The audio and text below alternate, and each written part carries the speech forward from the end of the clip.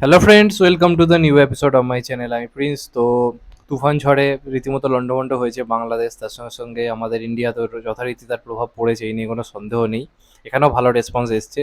কেন বলছি, কারণ সাকিব খানের কোনো সিনেমার এর আগে এতটা ভালো রেসপন্স এর আগে কখনো দেখা যায়নি। সেটা শিকারি হোক, সেটা চালবাজ হোক, সেটা আরও যে সিনেমাগুলো এসেছিল নবাব, সেগুলোর থেকে কিন্তু তুফানের রেসপন্স কিন্তু আমাদের কলকাতা জুড়ে বেশ বেশ বেশ ভালো। লোকে মুখে সিনেমাটা নিয়ে কথাবার্তা হচ্ছে, আলোচনা হচ্ছে, লোকে জানে যে হ্যাঁ, সাকিব খানের একটা সিনেমা আমাদের এখানে রিলিজ করছে, যেটার নাম হচ্ছে তুফান। এবার এখানে কতটা চলবে কি না চলবে সেটা তো অনেক পরের ব্যাপার, কিন্তু যারা প্ল্যানিংটা তারা করেছে সেটা কিন্তু যথেষ্ট ভালো। যে ওখানকার বড় অভিনেতাদেরকে নেওয়া হয়েছে, চঞ্চল চৌধুরীর মতো অভিনেতা রয়েছে, আরও হয়তো অনেক চমক রয়েছে। তেমনভাবে আমাদের ইন্ডিয়া থেকেও ভালো ভালো নাম করা অভিনেতা অভিনেত্রী নেওয়া হয়েছে, এবং তার মধ্যে তারকা অভিনেত্রী মিমি চক্রবর্তীকেও নেওয়া হয়েছে সাকিব খানের বিপরীতে। তো আমরা যদি টিজারটা দেখি, সেইভাবে কোনো মিমির কোনো লুক সামনে আসেনি। জাস্ট একটা ছোট্ট ঝলক নাকি দেখা গেছে, তাও আমি অতটা বুঝতেও পারিনি। যে টিজারের শুরুতেই যে কয়েকটা যে ক্লোজ শট রয়েছে, তার মধ্যে একটা গাড়িতে মিমি চক্রবর্তীকে নাকি বসে থাকতে দেখা গেছে সাকিব খানের পাশে।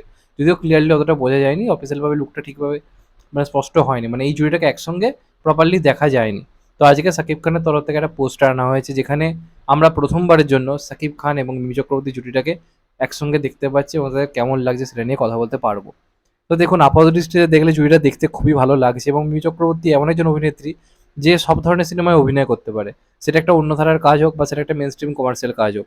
মিমি চক্রবর্তী একদিকে জিতের সঙ্গে বাজির মতো সিনেমা করতে পারে, আবার অপরদিকে আলাপের মতো সিনেমাও করতে পারে, এবং অন্য ধারার কাজও করতে পারে, এবং দুটো জায়গাতেই ফাটিয়ে অভিনয় করে। মিমি চক্রবর্তী এমন একজন অভিনেত্রী, তো অভিনয় নিয়ে তো কোনো কথা হবে না।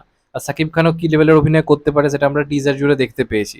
যে সাকিব খান একজন ভালো পারফর্মার, সে একদিন ভালো পরিচালক পায়নি।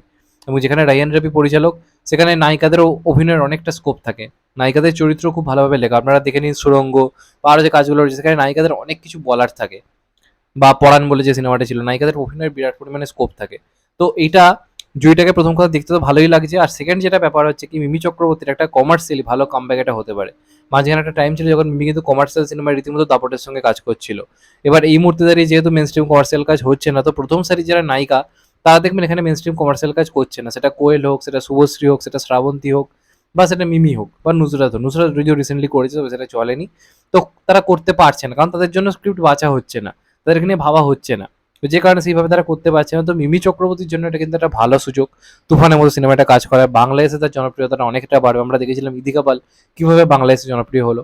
তো অবশ্যই মিমি চক্রবর্তীর জন্য এটা খুব ভালো একটা দিক যে তার একটা ভালো কামব্যাক হওয়ার সুযোগ রয়েছে এই সিনেমাটার মাধ্যমে, এবং জুটিটাকেও দেখতে বেশ ভালোই লাগছে। এবার আশা করবো এই সিনেমায় ভালো কিছু গান থাকবে, যেমন তুফানের টাইটেল ট্র্যাকটা আমার কাছে শুনে বেশ ভালোই লেগেছে, এবং আশা করবো একটা ভালো রোমান্টিক ট্র্যাকও থাকবে, যেখানে আমরা সাকিব খান এবং একে আর কি মানে মিমি চক্রবর্তীকে দেখতে পাবো।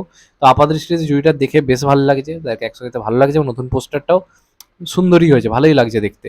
এবার দেখা যাক শেষ পর্যন্ত কেমন হয়, আউটপুটটা কেমন হয়, সিনেমাটা কেমন হয়, তারপর অনেক কিছু ডিপেন্ড করছে। তো এটাই ছিল আমার নতুন পোস্টার নিয়ে রিয়াকশন। তোমাদের কেমন লেগেছে অবশ্যই কমেন্ট করে জানাও। চ্যানেলটা নতুন হলে চ্যানেলটা সাবস্ক্রাইব করে দিও, and get the bell icon. ভালো থেকো সবাই, টেক কেয়ার, নমস্কার। আবার দেখা হবে কত ভাই, সবাই ভালো থেকো, সুস্থ থেকো, নমস্কার, টেক কেয়ার, আবার দেখা হবে।